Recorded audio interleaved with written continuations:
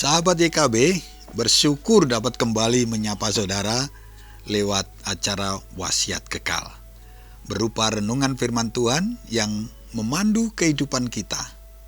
Saya, Pendeta Sabto Edi Raharjo, dari Gereja Bethel Indonesia, GBI, Pejaten, anggota PGIW DKI Jakarta. Renungan kita hari ini, Kamis 29 Mei 2025. Ditulis oleh Pendeta Hariman A. Patianakota dengan judul Dibaptis dan Diutus, yang dilandaskan pada Kisah Para Rasul 1 ayat 1-11, dan yang akan menjadi pusat perenungan kita adalah Kisah Para Rasul 1 ayat 5. Mari kita berdoa sebelum merenungkan firman Tuhan. Tuhan, terima kasih mengertikan kami dengan apa yang tertulis dalam kitab yang kami senantiasa percayai. Tuhan, terima kasih hari ini kalau kami boleh merenungkan firman-Mu dari Kisah Para Rasul ini. Kiranya apa yang tertulis bukan hanya kami mengerti dengan pikiran kami, tapi apa yang tertulis kami mengalaminya. Terima kasih Tuhan, biarlah apa yang kami alami ini itu semua akan menampilkan siapa Tuhan yang kami percayai. Yesus Kristus namanya. Bahkan mulut kami mampu mendeklarkan, menyatakan, dan hidup kami mendisplaykan, menampilkan kehidupan Tuhan yang ada dalam kehidupan kami sehari-hari. Di dalam nama Yesus kami berdoa dan senantiasa bersyukur di hadapan-Mu. Haleluya. Amin. Sahabat, saya akan bacakan untuk kita Kisah Para Rasul 1 ayat 5. Beginilah firman Tuhan. Sebab Yohanes membaptis dengan air, tetapi tidak lama lagi kamu akan dibaptis dengan Roh Kudus.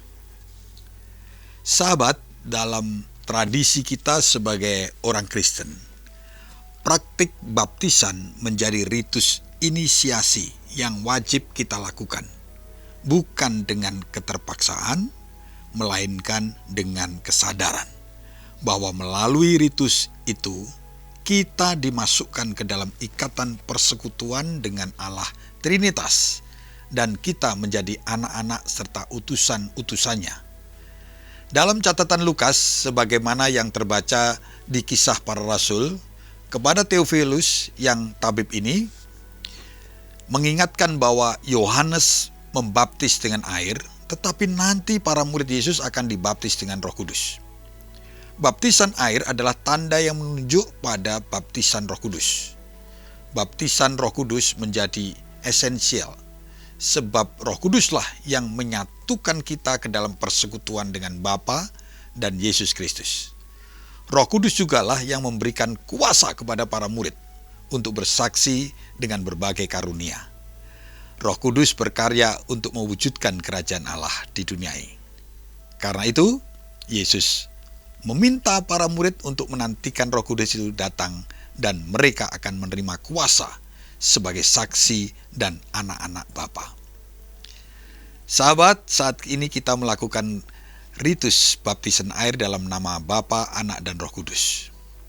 Melalui ritus ini sesungguhnya kita memperoleh kehidupan yang baru sebagai anak-anak Allah, dan kita akan terus dituntun oleh Roh Kudus untuk hidup sebagai utusannya. Karena itu, setelah dibaptis, kita terus diajar dan dididik supaya hidup menurut firman dan teladan Yesus Kristus, sehingga melalui kita orang dapat melihat dan mengenal Kristus. Terima kasih Tuhan untuk pengertian ini.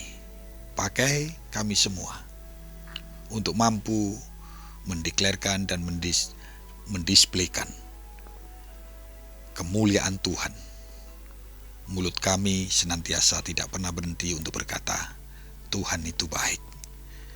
Dan hidup kami mendisplaykan tentang siapa Tuhan yang kami sembah, Allah yang hidup, Allah yang menyertai kita dengan Roh Kudus-Nya. Terima kasih di dalam nama Yesus Kristus kami bersyukur dan berdoa. Haleluya. Amin. Sahabat, demikian renungan kita hari ini.